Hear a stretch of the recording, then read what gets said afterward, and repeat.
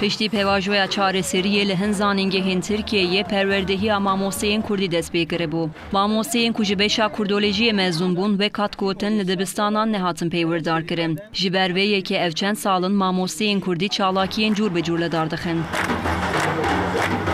Herî dawî jî mamosteyên Kurdî dest bi girêva birçîbûnê kirin û ev girev ket roja heştem. Li ser daxuyaniya Wezîriyê Perwerdehiyê Nabi Avcı mamosteyên Kurdî li Mêrdînê li seyrangeha Karayollariyê daxuyaniya çapemeniyê dan. Medûrê Enstitûya Zimanên Zindî Profesör Qedrî Yıldırım jî got tayinkirina mamosteyên Kurdî mafekî pir cih ye. Bize bir ümit verdi. Bu ifadesinden dolayı Peywirdarê hindekariya Malmisanê jî piştgiriyê dide mamosteyên Kurdî.